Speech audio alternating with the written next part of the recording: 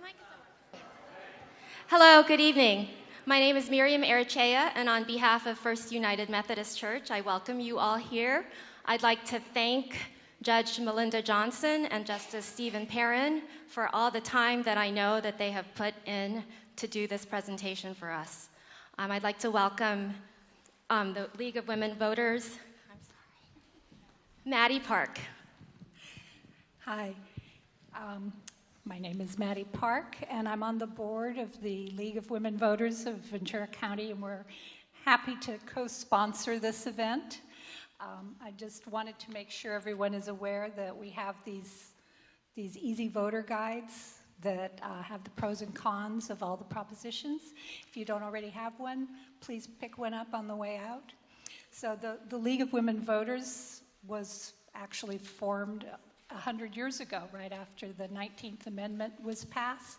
And once the women had the vote, they decided they needed to be educated, and that's why we were formed, and we're a nonpartisan organization that's dedicated to making sure that voters have the information that they need, and so we're very happy to be here and help sponsor this event. Thank you.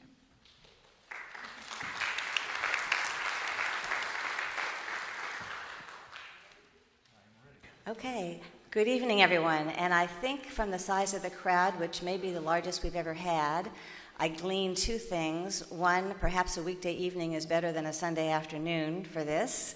And two, you all take the motto on the back of the League of Women Voters shirt, "Democracy is not a spectator sport," seriously.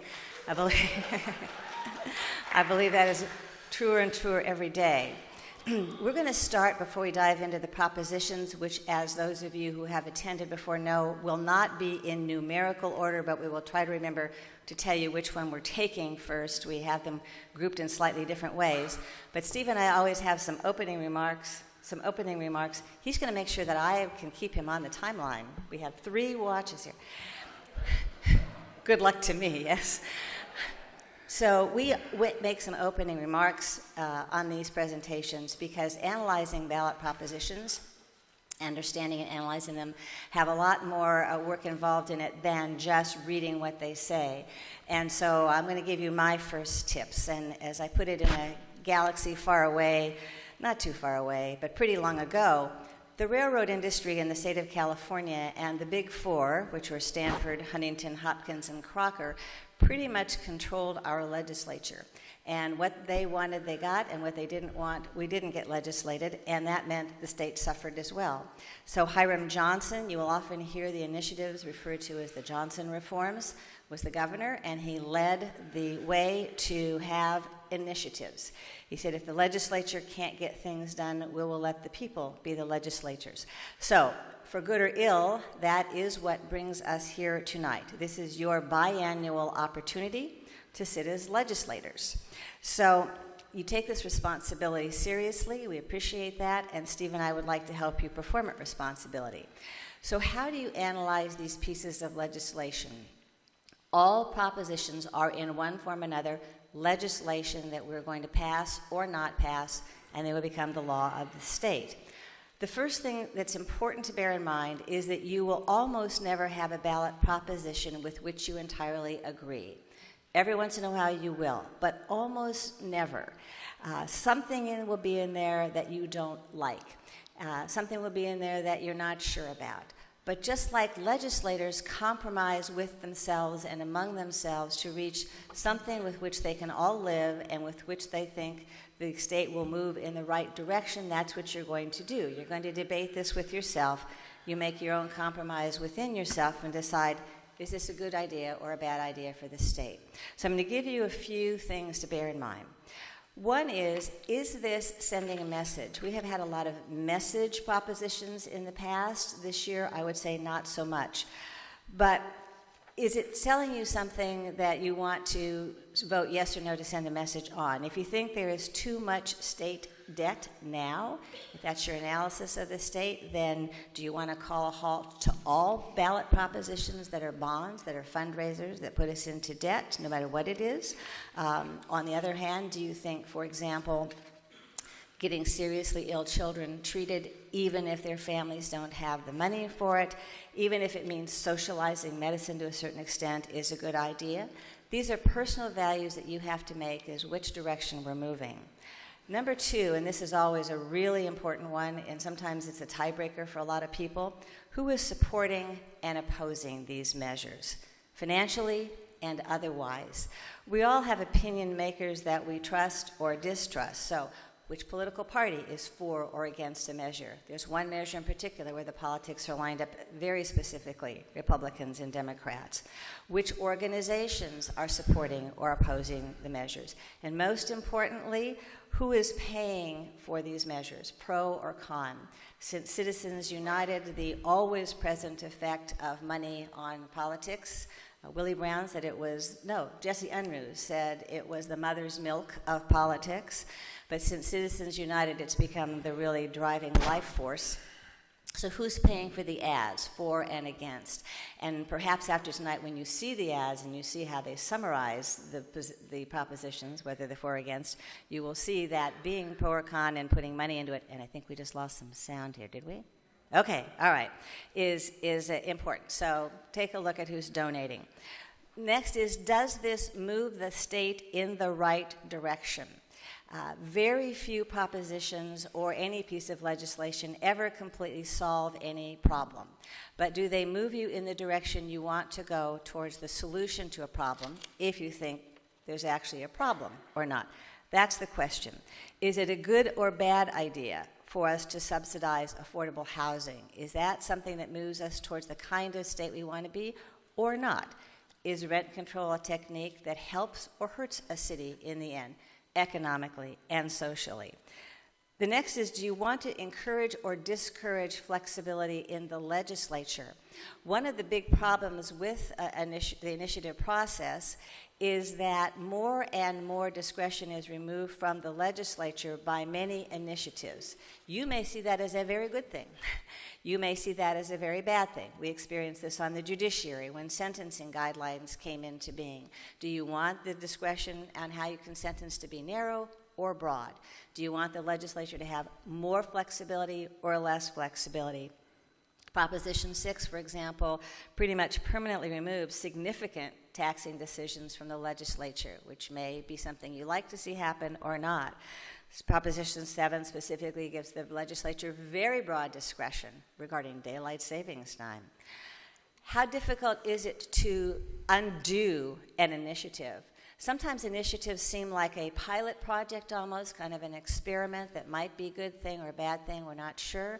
How hard is it to do or undo? For example, Proposition 6 again, which is the gas tax one Steve will spend the first big portion of our time on, is very difficult to undo. It can't be undone by the legislature. They require super majority votes and so forth. Do you want something that, if it doesn't work out, okay, we can always go back and change it? Or do you want something that the legislature really is bound by, really can't be changed very easily? And finally, and this is the last but most important to me, if you have no time to read all of the legislation, which almost no one does, I think we decided last time there are 12 people in the entire state who do that, and Steve and I are 2 of them. Read in them the very beginning, which is the legislative findings and intent. These state what the purpose of the bill is, what the intent of the bill is. It's always right in the beginning. And initiatives are often challenged in court, in whole or in part. It's the Lawyers Full Employment Act, these initiatives sometimes. But when a court looks at the law and looks at how it should be implemented, they take those words seriously. They say, the people of the state of California intended to accomplish this when they passed this law. So read it and make sure that it is what you want it to be. They will take this as your word. And Steve, your turn. I'd like to direct you to your ballot pamphlets because they're divided up into some quickie ways to figure out what we're doing, some quick summaries, and then the more in-depth analysis that is made within the pamphlet itself. We open with the table of contents at page 3. That summarizes everything that's going to be on the ballot, and mercifully, and I say mercifully, we have 11 ballot initiatives. We've had darker days when we've had 30? a few more. 30? 30. Yeah, then we retire from our jobs and just do ballot initiatives. So the first thing you want to do is, if you want to get a quick summary and orientation, go to the table of contents. Second, if you'll flip over to pages 5, and I think it goes to page 10, it has a 2 per page quick reference guide. It gives you a quick summary of the ballot initiative, what a yes vote means, what a no vote means, who's in favor of it, and who is opposed, and who might be the most principal party that is going to be contacted should you wish to. You won't, but if you wish to. This ballot pamphlet does not have the legislation itself. It doesn't, no. You have to go to a link to get to it. We do it because we want to understand what's being said. I want to pick up on a theme that Mindy had, and that was the statement made of the legislative purpose that is contained, not unusually, matter of fact, typically at the very outset of the statute which you were voting on, and that sets forth some Pollyanna statements that they believe, the authors believe, set forth the facts and circumstances that necessitate the passage of the legislation. That does have a powerful force for us, and you ought to look at it. When I say us, those of us who have to construe these documents, the powerful force is it lets us know what the intent and meaning of the statute is. Also, the legislative analyst's comments are examined by courts, again, for understanding what the purpose and intent of these items will be. So those are very important to read. And they commence at page, in the numerical order, of course, with Proposition 1. There is no Proposition 9, I believe. That was the one that was going to trifurcate the state of California. And we decided not, the Supreme Court decided not to let us do that, which was very kind. Beginning at page 12, Therefore, we can still take water from Northern California, is what you're saying. Well, we like to think we can provide them with an economy. That's right. Okay. That is the trade-off. That is the trade-off. And the gray is in the north, the blue is in the south. I don't know. So, also in this statute, in the materials that you have, they are broken up into the legislative analyst's view of it, and then comments made by the supporters and the opponents of it. You will not see any financial declarations. Now I'm going to tell you a place you can go where you get the dirt, and it's called ballotpedia.org. I encourage you highly to go to that. That's ballotpedia.org. It gives you the names of the donors, the amounts of money, which will stun you when you see the amounts of money that are expended on these initiatives. And also, we have one that nobody spent any money on and nobody's opposing. Go figure that one out. And then, of course, it involves children. Let me see. And League of Women Voters, of course, their materials are very helpful. And finally, the ballot itself. Let me turn then now to Proposition 6, which is the one that's drawing all the fire and all the money and probably everything else. This is an interesting statute because of what it doesn't do and what it doesn't say. First of all, it's a repeal. It is not something that goes forward. It's something that goes backward. But if you read it, you're not going to be able to find what it repeals. It simply says, and I'm going to quote, notwithstanding any other provision of law, which is prefatory language, it also tells you this is the king. Secondly, it's a constitutional amendment, which means, as Mindy pointed out, you cannot change it except by the legislature deciding it wishes to change it and then referring it to the voters for a two-thirds vote, I believe.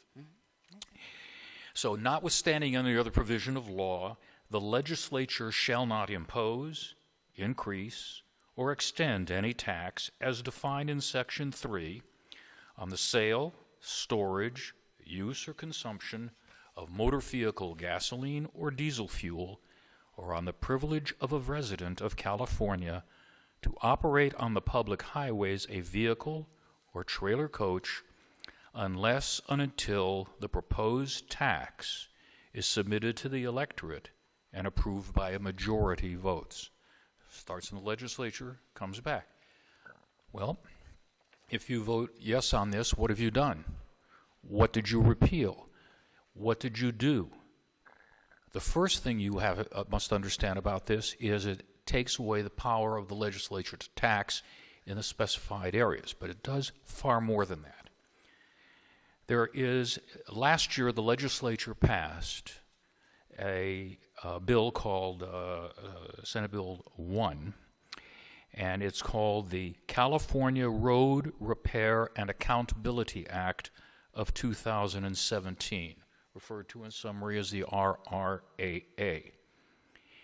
It passed taxes on gas, on diesel fuel, and restored fees on your motor vehicles depending upon the value of the motor vehicle in the tax year. So your taxes go down on those vehicles. It has also a fee for zero-emission vehicles, and it has a transportation improvement fee. It's going to be not only where the tax comes from, there is a schematic that is monstrously complex that tells you where the money comes from and where it goes to. The total amount of money involved, I believe initially, was about $5 billion of tax money. Now, roughly around $35 billion is spent on maintenance and construction of roads in California. The legislature passed a bill saying our roads are junk, our bridges are junk, we have to shore up our levees, we have to do a lot to maintain the state of California. Infrastructure is a big deal. The RRAA was a comprehensive plan for the repair of highways in the state of California and repair of the transportation facilities in California to upgrade them and make them better. You know if you need them, you know if you don't. If we have federal funding, we have state funding, and now we will have tax funding that come from gasoline and diesel fuels that pay for this. That was the act. We had now planned the repair and reconstruction of highways in the state of California. But it also involved a tax, and the tax came at the gas pump. And it was a 12-cent a gallon tax, which averages out for a family of four to $750 a year, according to both the opponents and the proponents. So it's a tax that's put on you of that amount, plus the tax you'll pay on your car, which ranges from about $25 for cars that have a value under $5,000 at the tax year to an amount of $200 if the car has a value of $60,000 or higher. It's called a TIF, Tax Improvement Fund. So now we have all of these fees, and we have this tremendous allocation of where the money is going to go.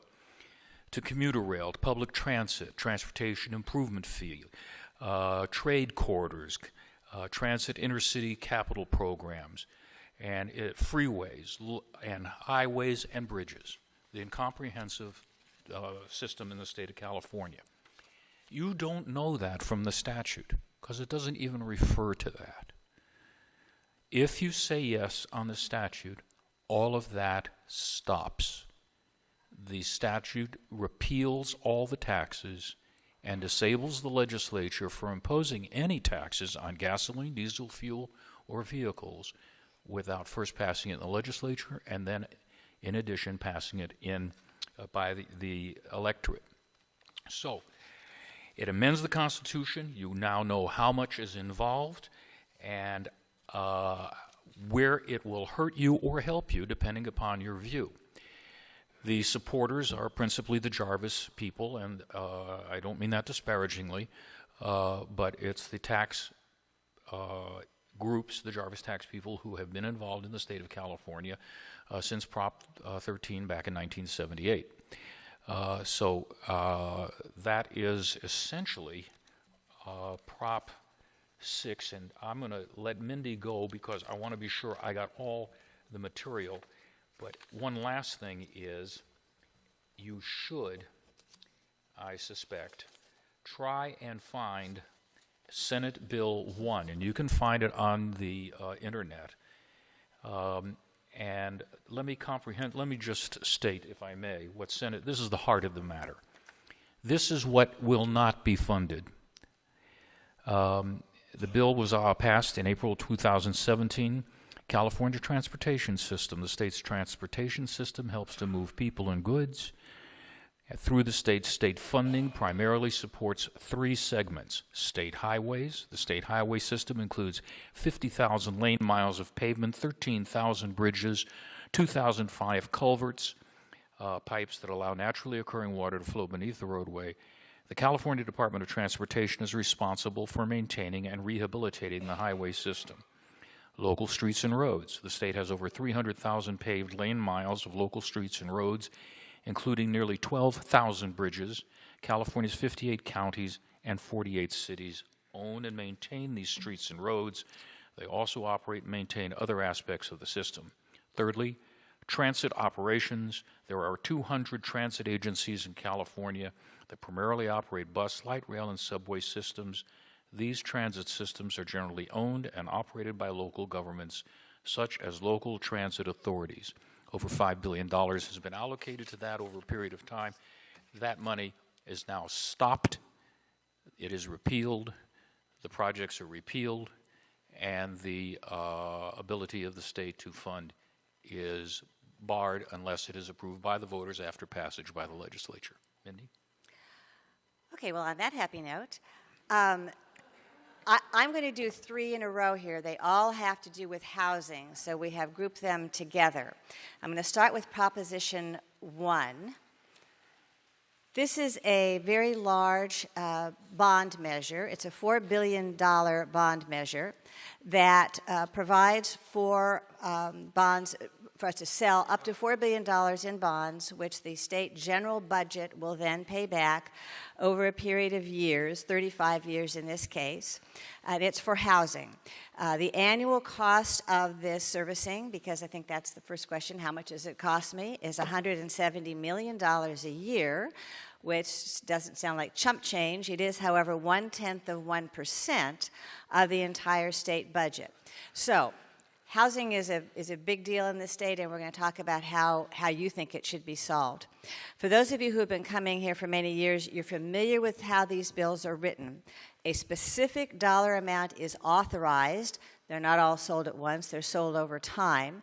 They direct that the funds be spent on certain categories of things within the context of that measure, here related to housing, and the money is repaid from the general fund. That is from your regular income taxes or fees that are not otherwise allocated to something specific. Audits are required annually, and administrative costs are capped at a certain percentage of the amount of revenue that is generated. So this follows the exact model of all the other bond bills that we've ever talked about over the years. In this particular bond, the largest amount is for low-interest loans made to individuals or companies who will build multi-family housing, that is apartment-type houses, which the builder guarantees will remain as low-income housing for 55 years. So a couple of things of note. They're loans. They're not grants. These will be repaid.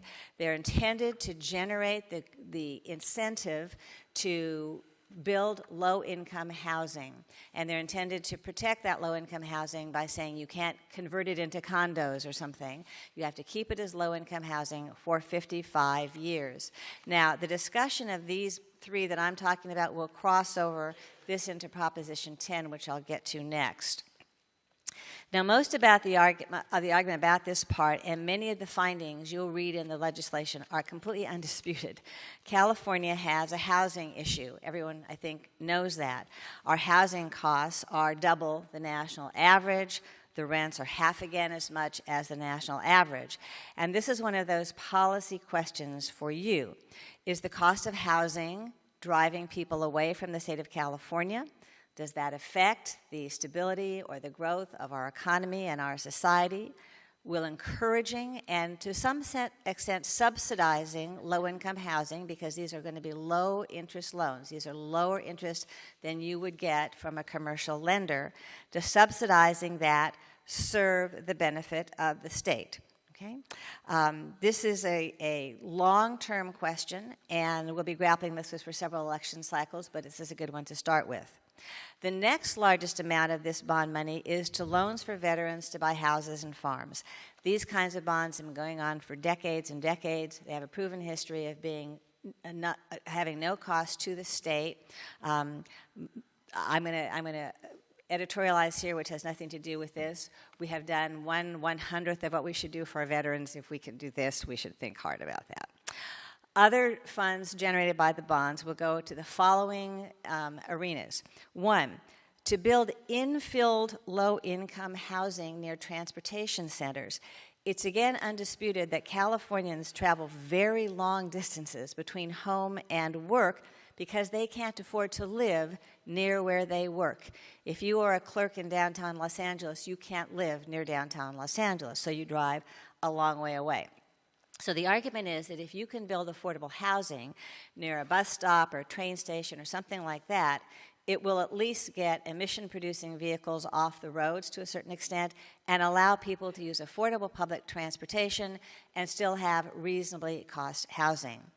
The next area that the bond money goes for is services supporting the infilled areas, parks and sewage and so forth, that help build up these areas, these homes built near infilled areas.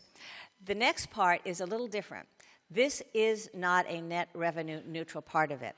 And this grants low-interest loans, which would be a return to us, or grants for low-income first-time homebuyers to make their down payments. Notice that it's not an entire mortgage. How many of you, if you can think back that far, had to borrow that $2,000 from your parents to make the down payment on the house so that you could actually qualify for a mortgage? And you had to show them you had the money in the bank, this $2,000 in 1962, so they would loan you the $22,000 you needed to buy the house. That's what this is intended to do, to make loans, sometimes grants, so that you have money for a down payment and then you will qualify for a conventional mortgage. The loans, of course, would be repaid. The grants would not be repaid. I can't quite tell from the legislation what the criteria are for using grants rather than loans. My guess is it's going to be people who would qualify for loans, conventional loans for the house, if they didn't have any other debt like this, but wouldn't if they did, so that the grant would be made rather than the loan. The next area that the money would go to is to build housing for farm workers, either rental or owner-occupied. I'm not entirely certain what the model is for that or the impetus. It's a relatively small amount of money, but it's certainly in there. And there's also money in a similar amount, $300 million for each of these categories, for manufactured and mobile home housing. Both of these categories generally fit into low-income housing structure, and that's what the whole support of this bond is. Now, one of the fiscal justifications for the expenditure is that it will qualify us for federal matching funds, which is usually $3 for every $1 that we spend. Despite everything that happened, and despite the fact that Californians' taxes by and large went up after the last tax cut, we are still a donor state to the federal government. California pays more in taxes to the federal government than we receive back. Just so you know, by the way, Ventura has long been a donor county to the state. We pay more taxes to the state than we get back. So one of the justifications for this bond is let's get a little more of this money back. So we get some federal matching funds for this. Federal dollars are intended to incentivize some particular policy. Here, creating low-income housing. I have heard nothing that suggests that that incentive is going to go away. The opposition to this is kind of interesting. It's almost nobody because most people don't have much either social or financial opposition to this, but there's an attorney named Gary Wesley. I'm going to meet him someday.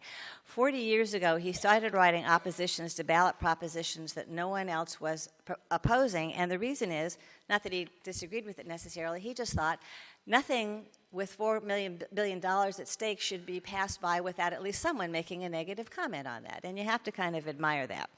He just doesn't do a particularly good job at it, but he tries. The one thing, if you read his opposition, is he said this is going to raise our property taxes because these will be paid back by property taxes. Not true. It gets paid out of the general fund. So that's Proposition 1. It's all about state, mostly loans, but sometimes grants, to create low-income housing or housing for persons of limited means. That's Prop 1. We're going to move on to Prop 10, if you're checking through on your ballot guide for the next one. Oh, I can't see the clock. Okay. This you will see a lot of television about, because this is the so-called rent control proposition. I think it has a relationship to Proposition 1. You can see if you agree with that. In 1995, along with numerous other kinds of legislations that have occurred since 1978, the legislature passed a law, it's called the Costa Hawkins Rental Housing Act, and it forbade local governments from imposing rent control on anything built after 1995 or on pre-existing condos. So it didn't say yes, no, maybe. It said no. No city, no county can impose rent control. Broke Santa Monica's heart, you know, the home of the homeless. So this was where the state preempts, occupies the field, disallows local governments from creating any law in this area, and that's been the law for the last 23 years. So Proposition 10 does not impose rent control. You have to understand exactly what it does. It allows local governments to create rent control laws if they so desire. This is largely being driven by Los Angeles County. You can imagine with the size of that county, their housing, low-income housing problem is numerically the size of ours, exponentially the size of ours. So it allows them to adopt rent control measures as long as a landlord receives a, quote, fair rate of return. That has always been the language in all rent control legislation. It is not otherwise defined. Fairness is in the eye of the beholder, and so this is what always creates the problem. But that's what this proposition does. Now, this is a policy decision for you. Again, this is a policy decision. The supporters of the proposition really make a social justice argument. They say that livable housing is a question of social justice and public health. No community benefits when there are homeless who are not mentally ill, but who, despite working full-time jobs, cannot afford housing for themselves and their families at all. Several years ago, Ventura County, when I was sitting on the Project Understanding Board, did a survey and found that the great bulk of the people in the county work for minimum wage. And if you have two people, such as two spouses with a child, both working full-time minimum wage jobs, they could not afford a two-bedroom apartment in the county. Period. So that's the kind of thing that the proponents are talking about. They argue that basic shelter is not just a commodity, it's a human right. This is not a legal argument, this is not a constitutional argument, this is a policy argument. And they believe that this social justice concept should become public policy. Their main argument financially is that the market can't respond fast enough to do this. It takes a long time in the pipeline for these kinds of things to be created, and that the market, in fact, hasn't responded. There hasn't been a surge in low-income housing despite the need. So Proposition 2, to me, is the carrot. Low-interest loans, perhaps some grants to people who want to build affordable housing. Prop 10 is the stick. Rent control. If you're not going to help us create it, we're going to help you create it. If the cost of construction can be lowered by virtue of these low-interest loans from Prop 2, then perhaps a landlord does not have to collect as much rent to get that fair return that we want to guarantee him. This is a capitalist society, after all. So this is a partial socialization of the problem. Capitalism is involved because of private builders on Prop 2, but because of the low-interest loans, the burden will be spread among all of us. The opposition is the capitalist argument. This is something they argue that should be left to private business. The market should be able to entertain this and should be able to accommodate it. They should see the need, see where there can be a reasonable rate of return and step in. The government stepping in either to encourage certain kinds of building, as in Prop 2, or to set the fair rate of return for an entrepreneur, as in Prop 10, they say, is the wrong solution. And they believe that limiting a landlord's profit will discourage building and will thereby shrink the housing supply and thereby raise its costs, supply and demand. And most of the ads that you will see will talk about the argument that this will basically shrink housing supplies and therefore raise their costs. They do not discuss the interplay between this and Prop 2, either in the arguments or in the ads. There's a very strange breakdown in support for this one. In general, yes?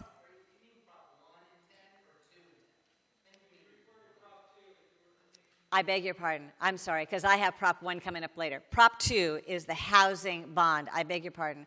Prop 1, no, Prop 1. Okay, Prop 1 is the housing bond. Prop 1 is the housing bond, right? Prop 10 is the, okay, 1 is the housing bond, 10 is the ability to impose rent controls.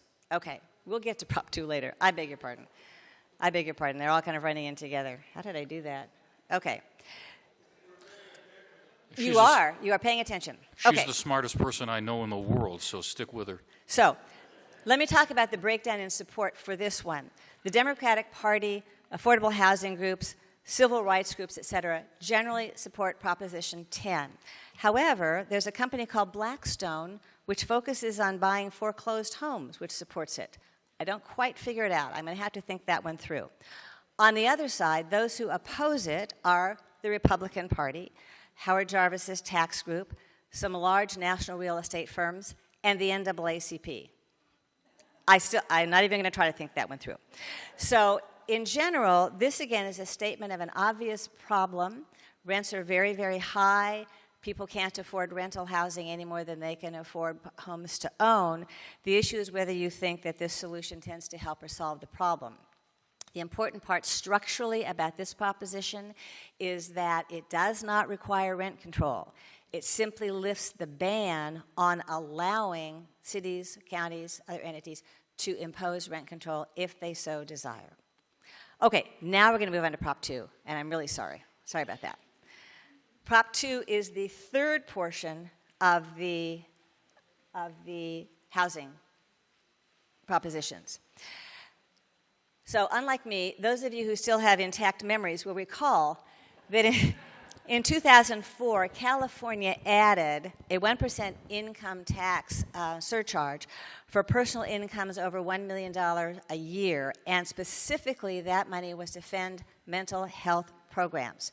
It is not managed statewide. The funds are distributed to local counties, and their mental health departments run those programs and use that money. The amount that's generated is $1.5 to $2.5 billion a year from this, depending upon how many millionaires we have in any given year. So that's the budget. In 2016, one of the parts of the proposition we passed in 2004 had to do with creating some housing solutions to the problem of the mentally ill. So in 2016, the legislature passed something called No Place Like Home program, and it provided permanent supportive housing. This is also a bond measure. That is housing that allows for coordination of services, medical services, therapeutic services, job placement services within the housing itself. So it'd be sort of multi-unit housing, and there would be someone there who would be a service coordinator for the mentally ill who are homeless or at risk of being homeless. So this legislation authorizes a $2 billion bond to create this kind of housing, okay? This is estimated to cost to service $120 million a year. As I mentioned before, the first one was $170. This is estimated to cost $120 million a year. However, rather than having that debt serviced by the general fund, as most bonds are, the legislature voted to take no more than $140 million a year from that 1% surcharge fund that generates $1.5 to $2.5 billion a year to fund and service this debt. So that would be between about 5.5% to 9.33% of that mental health 1% extra money that would be allotted to service this debt. They've put this on the ballot as a referendum. This, I think, is our only referendum this time. And that is, we are asking you to approve their legislation. They're asking you to say, this is what, when you passed that legislation in 2004, this is what you intended to have happen. Because Prop 63 says, that's the 2004 ballot proposition, as of 2017, some of the money is supposed to be used for permanent supportive housing. And the legislature wants you to tell it, you're right, this is what we meant. This meets the definition of Prop 63. So, a few things at play. The existing law under Prop 63 collects the funds and directs them to the localities. This one would take some of that fund and direct it to the state to service this bond. So there's just a little bit of movement of who's managing the money. Also, if we don't vote on this, it would have to go to a court, the legislature believes, to make a finding, yes, you are complying with the intent of the old Prop 63. So they're asking us to do it. We passed it as an initiative in the first place. They're asking us to tell them we really meant this. In favor of the proposition, you will find proponents who say that stable housing is part of the treatment of the mentally ill. Lack of stable housing leads directly to their inability to access appropriate services and therefore their deterioration or even their death. A non-medically compliant schizophrenic who will not take her medication can act out in a way that can cause danger to herself or others, put her in a position where she can't provide for herself and even lead to her own death. So this, they say, is a treatment modality. There has been a large permanent supportive housing pilot project in Los Angeles for some time that I think they used as a model for this state legislation, and it's had very good results. You may know that through Project Understanding, which many of you in this room have been involved in, permanent supportive housing was created several years ago for homeless families. It's not for the mentally ill, but it's for homeless families, and it has on-site service support coordination. It's been very successful, I think. The opposition to this comes only from a small group of people who are a support group for the mentally ill. Their concerns are twofold. First, this does take money away from direct clinical therapeutic treatment. So that's their objection. You've heard the argument as to why this really is a therapeutic treatment from the people who support it. And second, Prop 63 money is administered locally. We don't think money should be administered by the state. It's the local people giving services to the mentally ill. They should do it. The problem with that, of course, is that counties don't really have the ability to have bonds of this nature that you need, and you need money in very large doses to create housing. It's much more expensive than therapeutic services on a daily basis, at least. The third concern is that this is a money grab that's going to be spent on administration and given to big builders. There's always a concern that the administration of these bonds will be way too much. And all I can tell you is they try to build in safeguards, but I'm never going to tell you someone doesn't spend too much money administering something. It can always happen. So some of the factors to be considered on this proposition are, is this something that you would like to see always administered at the local level, or can some of it go to the state level? Is this what Proposition 63 originally really intended? The one issue that neither side discusses, but we all know is a problem, is the NIMBY problem.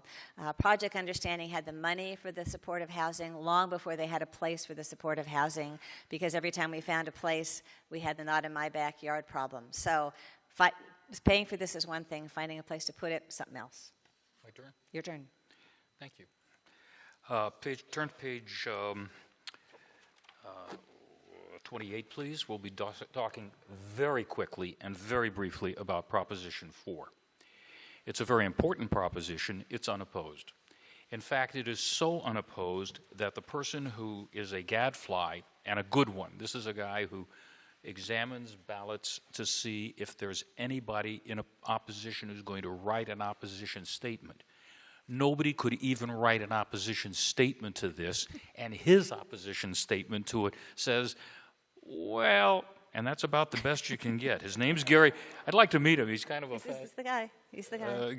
Anyway, what this does is it authorizes $1.5 billion in bonds to pay for very specific repair. This is all, by the way, structures and hard materials. Remodeling, expansion, construction, furnishing, equipping, financing, or refinancing of eligible hospitals. This is a building, not a provision for children in the sense that doctors are going to get any of the money directly. If you turn to page 30, the exact allocation and the exact beneficiaries of the money is set forth. Now, in a bond, you can almost use a 2-to-1 ratio of how much a bond will cost. And in doing the economic analysis of it, here you have a bond that's going to be $1.5 billion. They expect that it'll take 35 years to pay off, and the total cost will be somewhere in the nature of $3 billion. But in 30 years, what is, $1 billion? 30 years ago, what was $1 million? Or $1 billion? Now, forget it. Whatever it was then, it ain't now. Yeah. So What you have is an initiative, a bond initiative, because it has to come out of the legislature. Nobody, I think there was one person opposed it in the legislature. Nobody is on record as opposing it. Every newspaper supports it, and it clearly identifies who gets what over what period of time and what it will cost you. You can't do any better than that. Now, we don't support, I'm sure Mindy said this, and I may not have been attentive, if anything we say or do suggests to you that we are affirmatively supporting or opposing any ballot proposition, you are immediately to disregard that. If you think you really get our hidden meaning, you're disregarding. We have failed in our mission. If we walk out here and say, yeah, I heard you, but I know where your heart was, well, don't do that. We can't ethically tell you, nor should you listen to us, as to what your decision should be. I'll go out on a limb and say in Prop 4, even the State Commission on Judicial Performance would probably say, go ahead, Perren, tell them it's okay. Say whatever you want. Okay. I can't say any more for it. Construction, that's it. You're on Prop 8. Prop 8 is yours. Prop 8? Mm-hmm. Okay, we can do that. This is fun. Now, as clear and as forthright, I got to be careful here. It says at page 48 that this regulates the amounts of outpatient kidney dialysis clinic charge for dialysis treatment initiative statute. Pause for a moment and ask yourself, it's about dialysis. What's dialysis? Well, you can find out what dialysis is. Ballotpedia goes through a whole business about the two kinds of dialysis that are available. So we are treating and caring for people who have to visit dialysis treatment centers, clinics, for the cleansing of their blood, typically about 3 times a week for an hour or more each session. Their kidneys have failed or are failing. What could be more benign, other than children who need construction, than buildings, than helping people who have a problem with their kidneys? Well, that would be true if this ballot initiative really had anything to do with that. There's a hint of cynicism in my tone. We start with the notion that the opponents, this is kidney dialysis, the opponent, the principal opponent for this is the State Employees International Union West. Proponent. Proponent. The proponent, I'm sorry, the proponent is a union. There's nothing wrong with union activities. I'm not here to argue against that or for it. The proponents are doctors and nurses.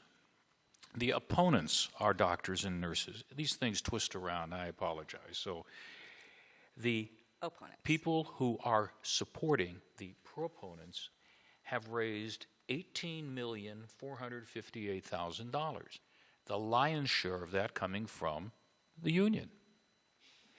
The opponents have put up $78,169,834.58 as we speak. What the heck's going on here? Why is all this money flying around? Well, it's flying around. If you turn to page 49 in the upper left-hand corner, you'll see the names of 5 entities, or actually 4 plus other. The first 2 are DeVita Inc., and it says for-profit, and the second is Fresenius. Do I pronounce that correctly? Okay, there's no urologist in the house. You can't hear me? Now, that's good. That's good. Okay, here we are. Now, I'll go over that. Fresenius is an opponent, as is DeVita, and they are businesses that have, respectively, DeVita has 292 clinics, Fresenius has 129 clinics, and they make big bucks. It's a huge, huge industry. So the opponents say the following.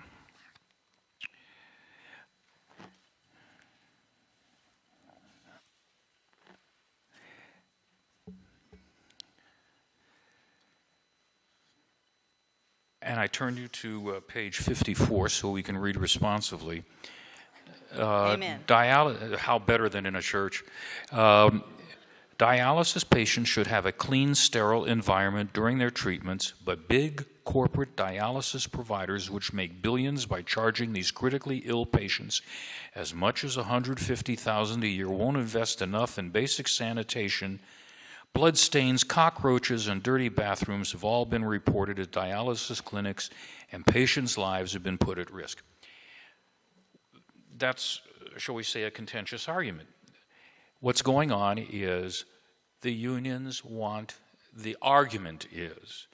to put a cap on the profit. 15% is essentially what it is. 15% cap on the profit they make over and above actual expenses. So there is first an accounting problem. The accountants here will understand. You have to take these organizations, and particularly the two I've mentioned, figure out their earnings, their expenses, where their income comes from federal, state, and other funding, and from private patients. How many patients pay $150,000 a year to have these services? And then the entity is allowed to make a maximum of 15% over costs in order to, that's the maximum it can make. If it doesn't, it's subject to criminal prosecution. If it makes more, it's subject to criminal prosecution, and it must make restitution plus fines, fees, and penalties for any amounts that are over the allotted amount. Now, it's tough to do business under those circumstances because the vagaries of exactly what the accounting process will be are many. So to get to the 15% and to actually know if you are in violation of the law is a problem. Plus, they're telling a business how to do business. The companies unaffected are public entities that have set employment standards, mostly funded or by state or local districts, and these are, they have, as the paperwork shows, I think they have a combined amount of about, overall about 150 clinics. They're unaffected. What's going on? What's going on? It appears the argument is put those other companies out of public business, cap at what they do, and in the public businesses we will get more employees in the union. So that appears to be what is happening in this legislation. Let me see.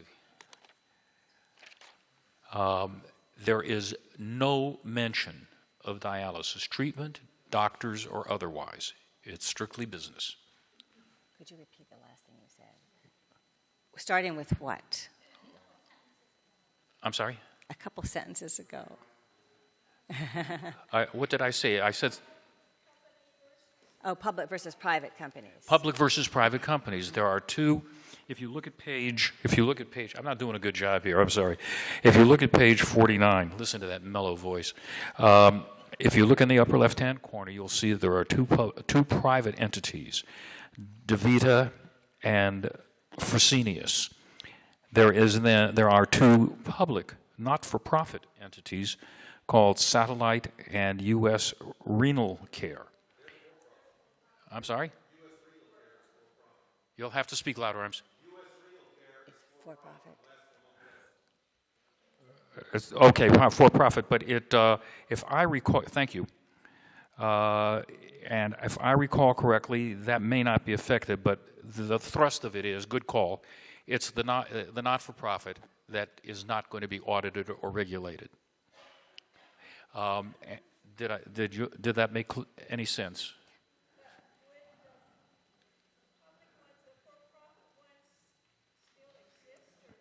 Well, that's the question.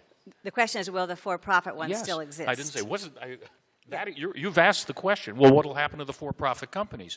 They will have to work on a profit level on expenses that can make no more than 15% over the cost of doing business, whatever that is. And that's a very vague issue. The impact upon them may be to the tune of, $78 million of opposing this ballot proposition. They're concerned because it will, in effect, put them out of business. This is a multi-billion-dollar business. So this is big money, and it's a situation where, according to what it says in your pamphlet, The union supports it, and there is, I think, one other major supporter that's listed. But the essence of it is, and I've tried to figure out any other angle on this, but it's just business hardball between unions and the businesses themselves. Could you hear me? Yes.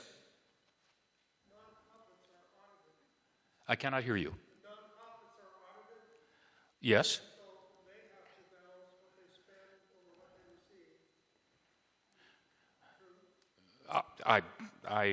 You're talking to the wrong accountant. Nonprofits have a board of directors. They're audited. They have standards that they have to adhere to. And so too do businesses. And they have to publicly report what they're doing to their stockholders and to the public. So it's all out there. I think we need to move on. We need to move on because we want to get done on time, and then we'll be around to talk some more. Thank you. This is one that this is not what it appears on its face, and so it's really difficult to dive down into that one. I know. Okay, we're going to move on to Prop 3. This is the water bond issue. So when I was a first-year law student, the second-year law students had to participate in the moot court competition. They were put into groups of 2 or 3, and they were given a case that was on appeal from a trial verdict. And some were appellants trying to reverse the lower court, and some were respondents trying to uphold that decision. They all grew up to be people that Steve sees every day. The problem that year, was one involving water law. No law school in the state of California has ever done that again. California has always been and always will be about water. Part of it has lots of water, parts of it have none, but have nonetheless built themselves into metropolitan areas, buying, begging, or stealing water from elsewhere since long before we became a state. Whatever else the movie was about, Chinatown was all about Los Angeles' insatiable need for water. If I may interrupt for 1 second, having just done so, there is a phrase in the water industry that scotch is for drinking and water is for fighting. There you go. The reason the moot court problem was such a nightmare is that water cases go on for decades, for generations. Attorneys are replaced by other attorneys because the first attorney died of old age. I am not kidding. It's funny, but I'm not kidding. Municipalities and water districts who are litigants are led by people who might not have been alive when the litigation began. The legal research involves contracts and compacts and land grants that go into the 19th century. So nobody ever gave a poor second-year law student, maybe it was a way to get people to drop out of law school, I don't know, but to give them a project of this hugeness, this absolute enormity. You have heard about water, if you've lived in California, probably for a lot of your life, but certainly over the last few decades. We've had state and local propositions about desalination plants. Remember those? We kind of stopped talking about that. Remember towing glaciers from the Arctic at one point? We missed our window of opportunity on that one, I think. And of course, about serious water conservation members. Water is essential to human beings, but it's essential to California as a state. So when we have a water bond issue on the ballot, we really have to take it seriously. Proposition 3 is that it authorizes $8.77 billion in bonds. If you're adding up the bond numbers we're probably at about 16 or so now, 16 billion, to be payable over 40 years. This will cost proportionately $430 million a year to service, so it's 1/3% of our general revenues. Now, this is a very long proposition. It's the longest one, I think, in the ballot this year.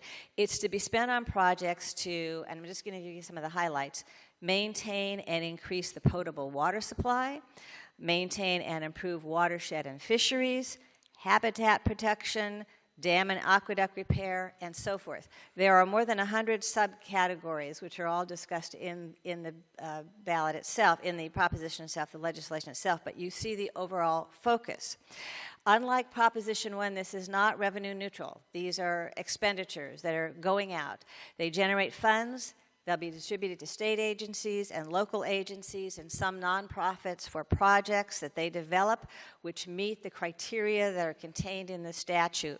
Much of the money will be matching funds. You're probably all familiar with that because you want the people who are asking you, please give us $1 million, to have some skin in the game. So we want you to put up $1 million and we'll give you $1 million. Our water comes largely from snow and rain in the mountainside watersheds or from groundwater which is pumped up. Everybody's water comes from there. Our water comes from there. When there's little rain, there's little available water for human consumption. And when the groundwater becomes contaminated, particularly with salt, which is a very pervasive condition in Ventura County, by the way. I have lots of land cases, and the number of times we have problems with the land because the wells have become full of salt is very large. When these things happen, there's little water for irrigation. So we have a massive infrastructure in this state to capture and deliver the water that we have, and the rest we buy out of state. So as important as the roads and bridges and infrastructures are that Proposition 6 deals with, this equals it, and it's much more complex. The legislation itself is 51 pages long, so I'm not going to suggest that you go over that, and we certainly can't go over it tonight. But I refer you, as I always do, back to the findings and declarations. They themselves cover 8 pages. They usually cover about 3 paragraphs. Just the findings and declarations are 8 pages. But here's the summary that I gleaned out of it. We are an urbanized, high-tech economy in a very dry state. We need to reduce demand. We need to make usage more efficient. We need to provide new water supplies and improve water quality and protect our environment. The goal of the legislation is to assure the environmental and economic engines of California are not derailed by a shortage of water. We have to integrate the water system from the headwaters to the ultimate user. So I don't think anyone would dispute we're a high-tech and sophisticated economy, and we live in a very dry state. I still have an old redwood hot tub in my backyard that I'm trying to get my husband to dismantle. It's been sitting there ever since the first drought, 2 droughts ago, when we weren't allowed to fill it up anymore. It's real for us. It's real for all of us. This legislation also states that every Californian has a right to safe, clean, affordable, and accessible drinking water. Once again, this is interesting. We are working with the concepts of rights. They're not necessarily U.S. constitutional rights. They're not even necessarily state constitutional rights. They're human and social justice rights, and they are for the benefit of all of us and our economy. It states that the law is intended to benefit every region of the state, and if you read through it, you will see that there are lots of specific identified projects in different regions of the state. They are, of course, targeting some where they're lower income available to the local entities, but it does try to spread the wealth around among the state.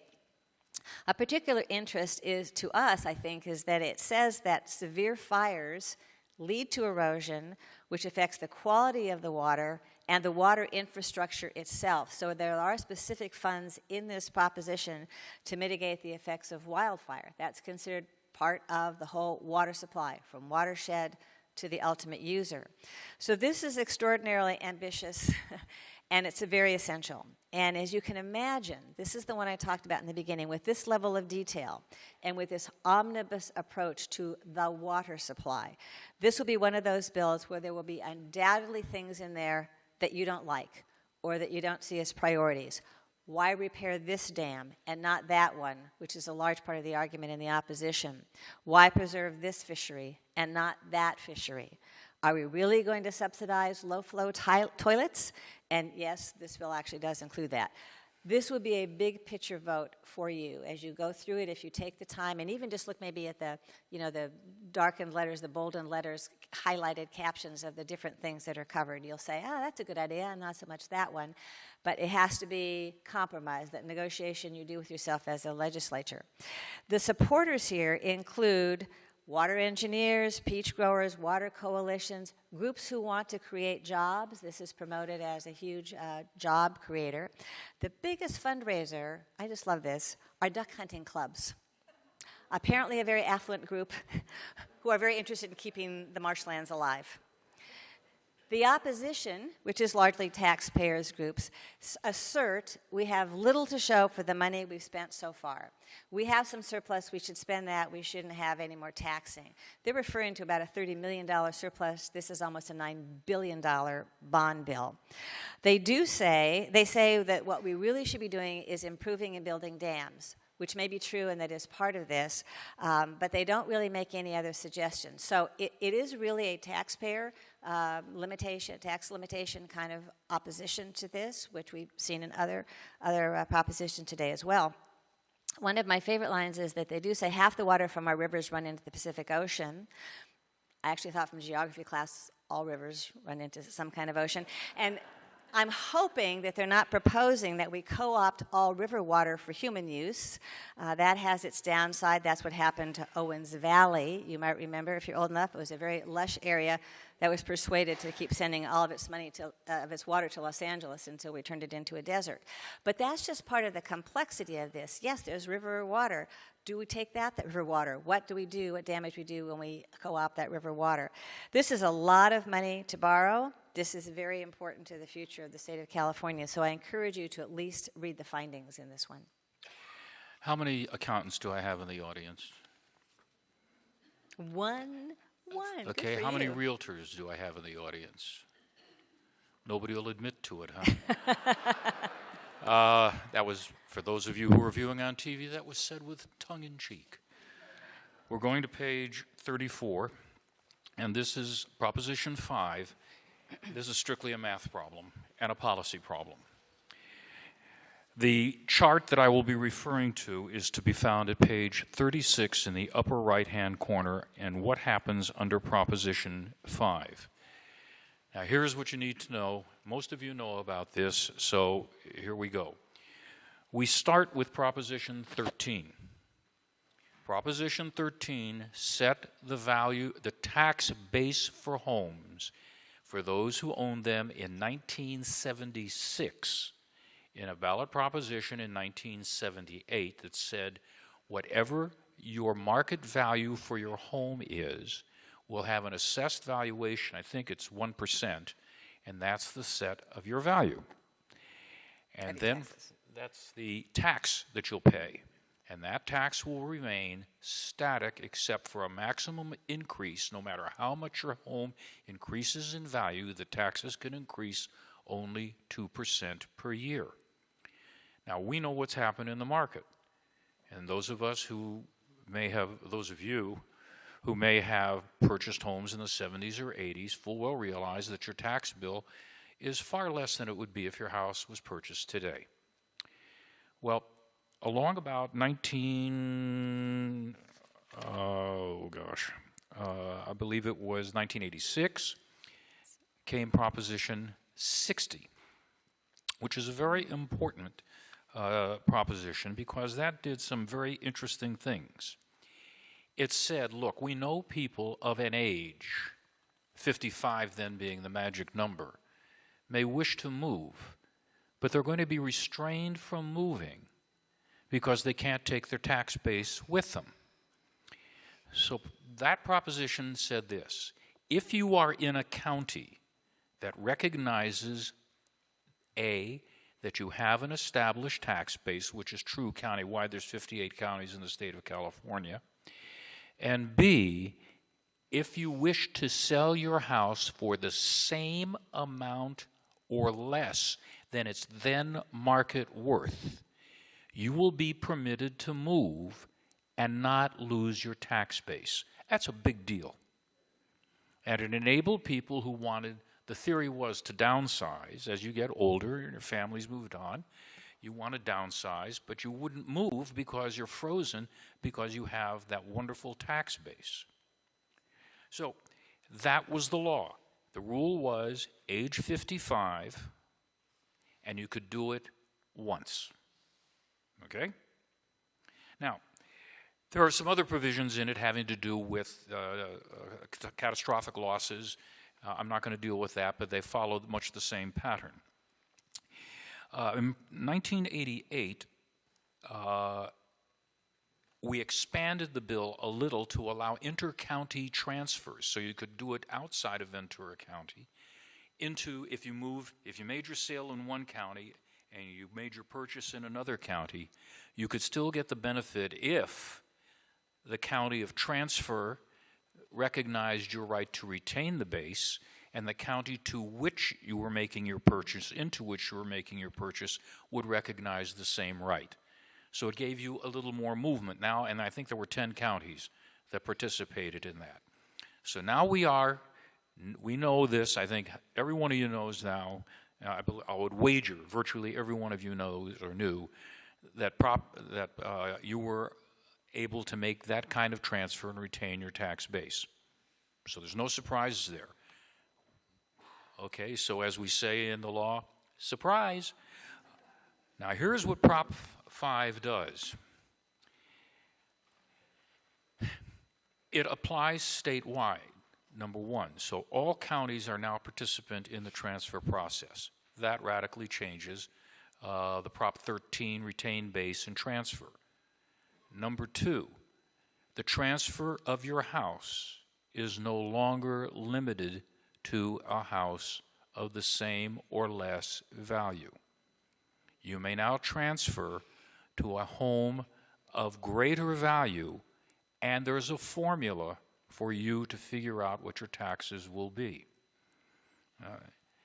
Thirdly, how do you figure that out? I got to tell you, that took some time. The graph you will find on page 36. The essence of it, and you accountants will be screaming at me in a moment, I'm sure, but let me see if I can say, okay, this is the rule. What changes? Okay, here you go. You go to an I'm going to read it to you because if I do anything else, I'll get tongue-tied and get it wrong. Beginning on January 1st, 2019, Prop 5 would allow home buyers who are age 55 or older or severely disabled to transfer tax-assessed value from their prior home to their new home, no matter A, the new home's market value, B, the new home's location in the state, and C, the number of moves. Well, that's big. So all of a sudden, the cap's off on the house you buy, and what we're looking at is if you want to move up into a bigger home, you're saying to yourself, well, gee whizzikers, does that mean I had a $30,000 home with a tax base assessed valuation of $30,000 in 1976. Here I am in 2019. I still have that same tax base increasing 2% per annum. My house is now worth 150, 200, 300, 400,000.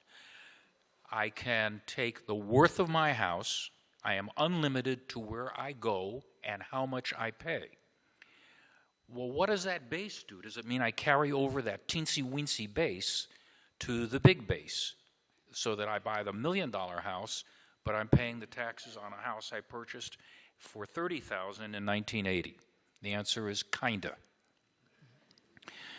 If you do, okay, hang in there with me, and it describes this here, and the formula is illustrated, but what it does is this. First, you take the assessed value of the home that you are transferring, called the prior home. Add to that the new home's market value. That gives you a sum. The prior home's market value is then factored in. And then you deduct that. You do a subtraction, leaving you the net difference. And I worked this all out, and I'm doing a rotten job of explaining it. But what it comes down to is, and here's the example. An individual sells her house for $500,000. The house had a taxed assessed value of $75,000. She bought a new house, that's the third figure, for $800,000. What will be the tax base? Will it be the $75,000 home? Will it be the original price? Or is it going to be the new value of the home, which it would be under current law?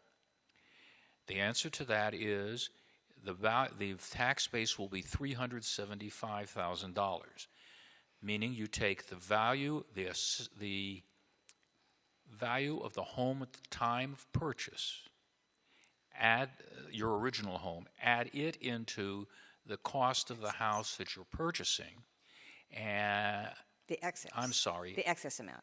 The What tax base. take the plus $75,000, park that someplace.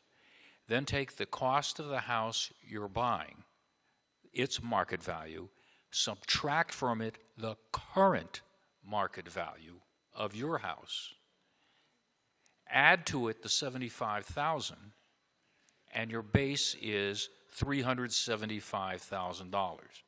Yeah, it's confusing, I got it. And it's illustrated here, but the essence of it is you get a benefit. What you're doing is you're matching sale price of your house worth to the purchase price of the house that you're buying. And you're going to add that together. You're going to subtract the one from the other, leaving you here $300,000. Then you add in the cost of your house when you first purchase it, which is $75,000, and that's the assessed valuation. Do you want to do pros and cons? We got to move on. Okay, I got it. Just let me finish one more part. Okay. If you go downward, there is a similar adjustment to your benefit as well. The takeaway from this is those of you who have refrained from buying a home because you didn't want to pay the taxes that would increase and lose your tax base because you're buying a home of greater value are no longer restrained under this. The consequence, however, is a tremendous tax loss to the state. And that's the hook. Now it gets a double whammy. There's a tax loss to schools, they estimate, and the numbers are contained here, and there's a guarantee in this statute that school funding cannot be reduced. So what it means is the revenues go down, the allocation for schools remains the constant. Where's the rest of the money for public services go? And the answer is there is no answer. You just have a reduction in services. It's a complicated problem. It has its appeal. It has its detriment. And the illustration at page 36 will be of a help, but that's a start, not a finish. Can we hold it until we finish? We've got 3 more to do. We'll talk to you afterwards. Okay, go. Okay, Prop 12. We're going to go on to Prop 12. Okay? Other than the fact that this proposition discusses protection for pregnant pigs and egg-laying hens with whom I can empathize, I'm really out of my comfort zone here. I'm going to discuss it with you as best I understand it. This is a follow-up to or a cleanup of Proposition 2, which I'm not going to say the proposition number because it's a proposition that passed in 2008. That banned the confinement of the aforementioned pigs and hens as well as calves raised for veal that did not allow them to turn around and lie down and spread out their wings or limbs. The size of the confinement was not included in the proposition. It was all related to animal behavior. Could the animals perform these movements within the size of the confinement? The current Proposition 12 replaces this standard with very specific square footage. In the prior proposition, chickens had to be in free-range situations by 2015, I think. I'll double-check. Before now, at any rate. And in this one, they will have to be in a cage-free housing system after 2021. It's not cage-free, it's in a cage-free housing system. The description of them sounds a little bit like 3-level condos for chickens, where they share with other chickens, friends or family. They have upstairs and downstairs. The second change in the law, the prior proposition regarding confinement of these animals, is that enforcement will move from local police, where it's been up until now, to the state's Department of Food and Agriculture and the state's Department of Public Health. In theory, this should create more consistency in enforcement, but it also removes that local touch of familiarity and ability to work with the farmers and the growers. In support, the Humane Society is the primary supporter, and they have a subgroup, their election group called Prevent Cruelty California, and it's joined by a lot of consumer groups and veterinarians and food safety groups, and they say that this will prevent food poisoning from animals raised in unsafe conditions. They argue that the prior standards were too vague, which meant that cruel conditions for the animals continued. I have no way to gauge that. I just don't. But it is true that the conditions in the prior one were quite vague, and that was one of the objections to that proposition when it first came up in 2008. The opposition comes from the usual people you might expect: California egg farmers, national pork producers, and PETA, People for the Ethical Treatment of Animals. Once again, I don't understand any of this. Their arguments are on several levels, the opponents. The first is, the industry revamped its structure, its physical structure, at great expense to meet the 2008 standards. And California is now basically reneging on that deal and is causing them to expend a lot more money to meet the new standards. This will increase the cost of food.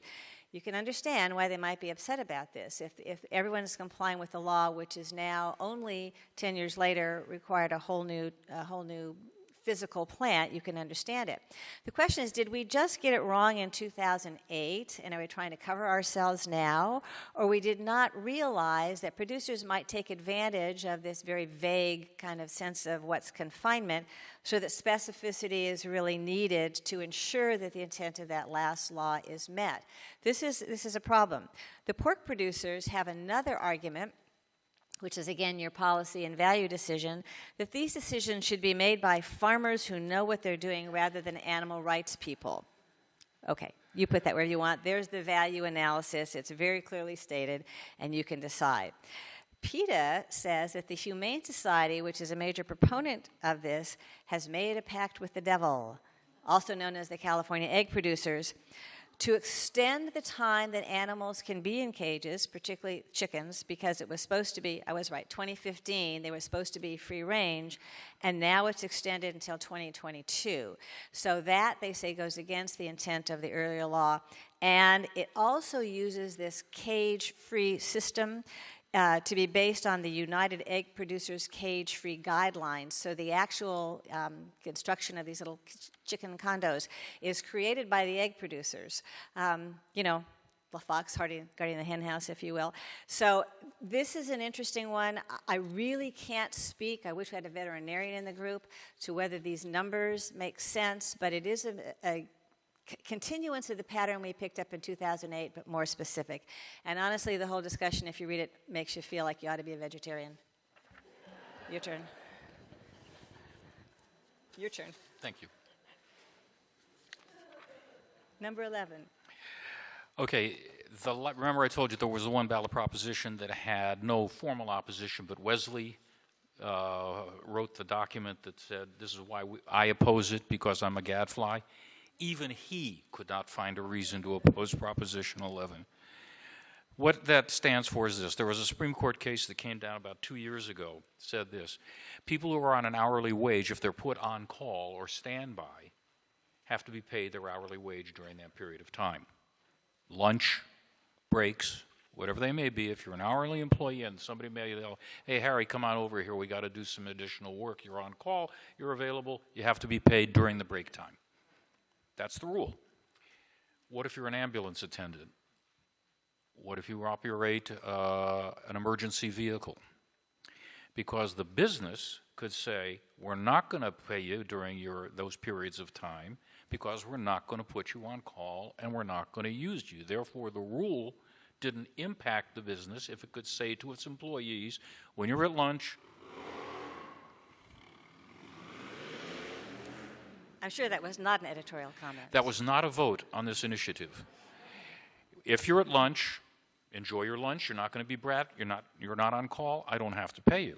How do you say that to a firefighter or actually this is private industry or whomever it may be, the emergency vehicles that are providing ambulance services? How do you say to them, well, you only go on the clock if there's an emergency? That ain't going to work. You're on the clock at that point. This statute says, no, you're not. You get paid. You do not have to be paid during the time you're taking your break. But if you're called, then, of course, your time would kick in. The effect of that is to reduce operating costs to counties and other entities that have to pay those wages. And nobody's opposing this. Not the people who are being paid. Nobody. So I won't spend any more time on it. Okay, and we're going to end with Proposition 7. This wins the award for the most wishy-washy initiative of the season. If passed, this would allow the legislature to, taking into account communities which border other states, consider changing us from being on daylight savings time part of the year and standard time part of the year to go to one uniform time all year if the federal government approves giving us that option. In other words, this is really not an emergency. Why are we even being asked to decide this, you ask yourself? If they let you do something, you can think about doing it. If they, the Fed, let you do something, you can think about doing it. Why do we have to answer anything about this? Because we adopted by initiative in 1949 dual time periods, daylight savings time and standard time.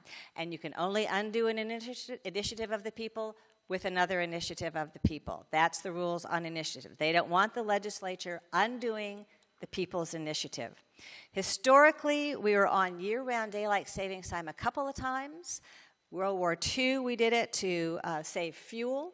Do you remember the 1974 OPEC embargo when we all waited in line to fill up our cars with gas for hours at a time?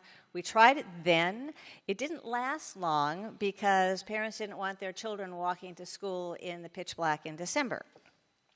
So in favor of this proposition are a couple of arguments which are kind of interesting. One is that twice a year, during the year when we change our clocks, demonstrable increases in heart attacks and strokes occur. Okay? Whether we go forward or backward, they occur because change is difficult on our bodies. And it's not what the change is, it's the fact of change itself. If you ever go to Vegas, you'll find that they keep changing how loud the music is and how bright the lights are and so forth. It's all so that things keep changing and you keep staying interested. If things stay the same all the time, your body gets into a lull and you kind of get bored. Change is hard on the bodies.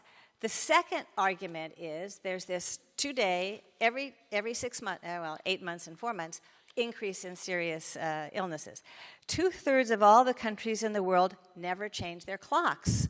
So why are we still changing our clocks periodically? Well, the answer to that is, yes, they're all in the metric system. We tried that too, and that didn't work. So just because they do it, we don't have to do it. Still.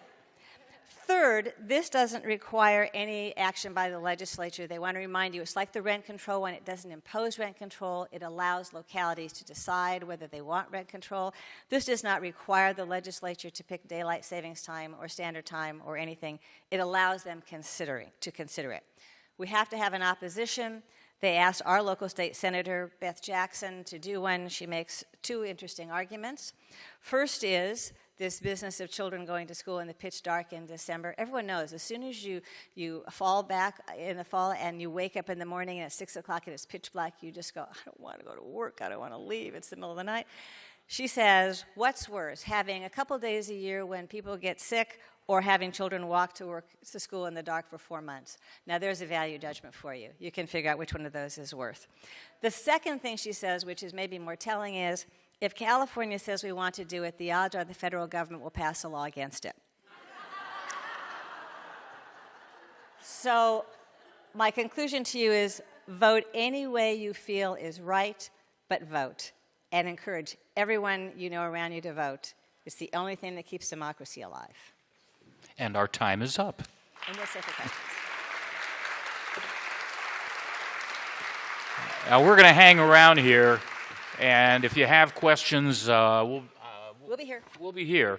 We just don't want anybody to feel compelled to stay here. So if you're departing, depart quiet. Nice, Louie. I got you marked, so you're done. So there was a hand over here, I believe, that was raised, and I said I'd get back. Are you taking this way, sitting here? I was just going to let people chat with me. Oh, I was going to sit here and see if there were any questions that we'd ask generally, and then we'll sit down and chat. So if you want to come chat, come chat. I think you can kill the mics now.